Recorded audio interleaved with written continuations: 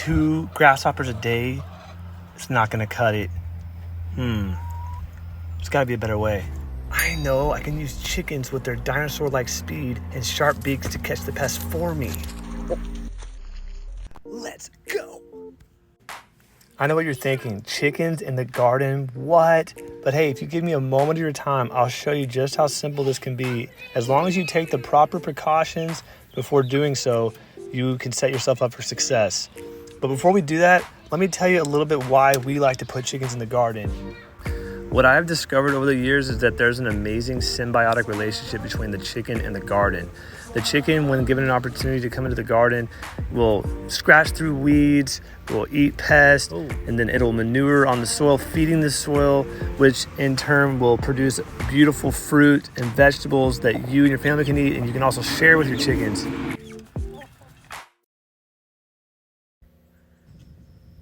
The absolute best time to put your chickens in the garden for pest control is going to be first thing in the morning before they've had anything to eat. This is because the edible reinforcer that you'll be using to get them out of your garden will be much more desirable to them when they're hungry than if they're well fed. The second best time to put them in the garden is going to be late evening, preferably 30 minutes to an hour before they put themselves up for the night and start roosting. This method works great as well because if for some reason you're not able to get them out, no, you can know for certain that at the end of that 30 minutes to an hour, they will begin to move themselves out of the garden and put themselves up for the night. All right, so guys, first things first, it's very important that your plants are established. Okay, what I mean by that is they've grown, they're big enough to where they can handle a little bit of scratching from the chickens. So like if you look out here, all the different plants are a fairly good size, and I don't have any seedlings. Okay, if you have seedlings, you're gonna want to put like a wire mesh around it. You want to protect those if you need to, if you have seedlings. But if everything's grown out, it's established, this is the best time to let them in there. Before you put your chickens in there, you've got to have a highly edible reinforcer. Edible reinforcer is really important.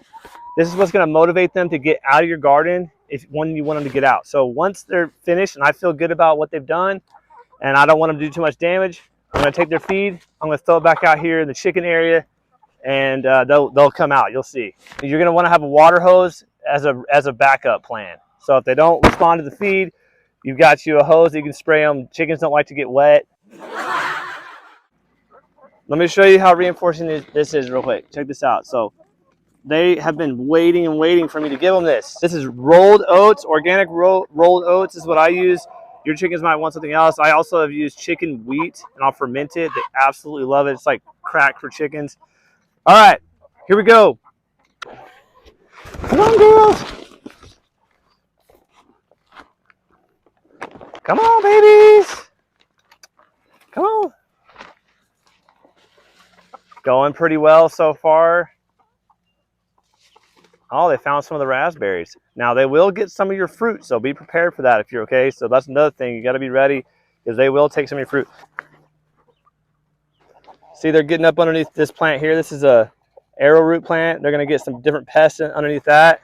This is a nice way to keep the pill bugs, or AKA roly-polies, at bay, keep them under control. Is to let chickens come in and go through the mulch, because the roly-polies or pill bugs love the mulch. Like deep mulch methods, you get a lot of pill bugs. So this is another way to keep those numbers down. The cool thing about incorporating chickens into your garden for pest and weed control as well as fertilization is that it's not really just a one-shoe-fits-all kind of thing.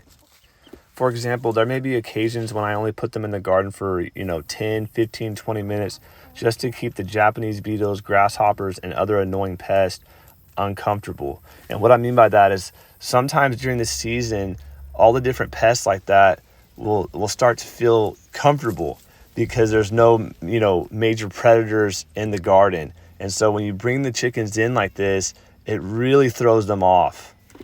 Plus, what is more entertaining than watching cute chickens destroy grasshoppers with their little beaks?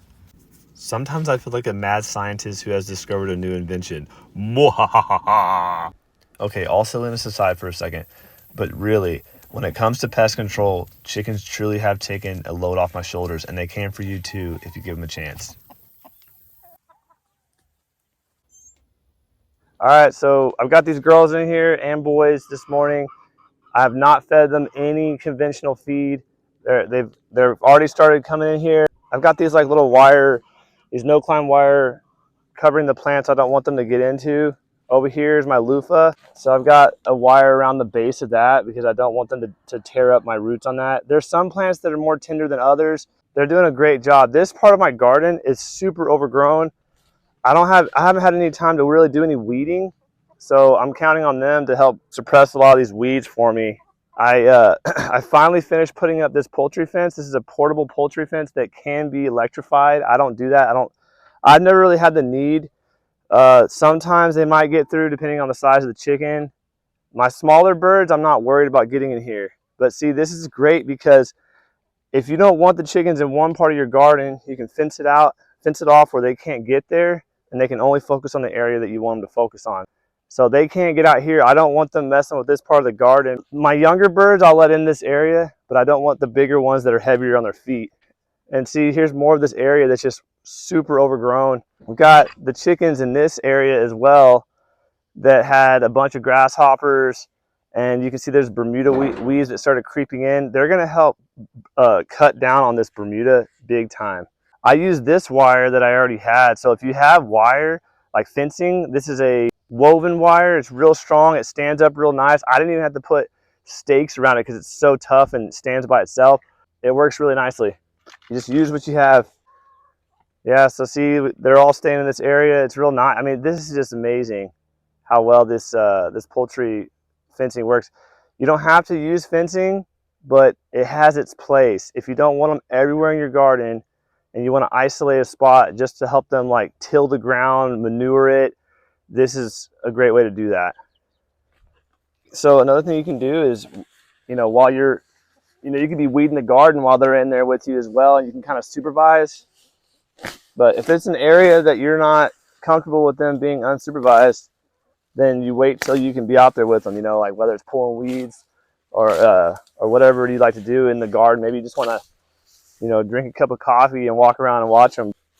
So this area is so overgrown, I don't even have to worry about pulling them out right now. I can give them free range here. Now, other areas in the garden, I would not do this. I would only let them in for maybe like 15 minutes, 30 minutes tops.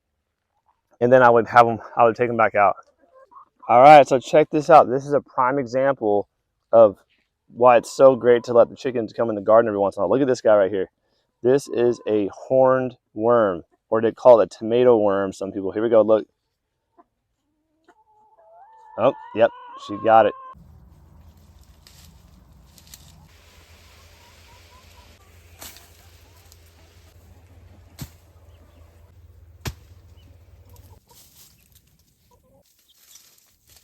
All right, so here's how the edible reinforcer works. We're gonna go ahead and take this out. It's gonna help motivate them to come out here. Come on, babies. Come on, girls, come on. Let's go, babies. Come on, girls. Come on, babies. Here they come. Come on. Come on. Come on, girl. Come on. Come on, babies. Come on. So I'm going to show you how effective this is. This is my hose. I've got like a pressure sprayer on here. So I'm just going to direct them back out that door over there. See, they don't really care to get wet, so they're all going to start making their way out. So they've all made their way out. Oh yeah. So that's how you get them to move out very quickly.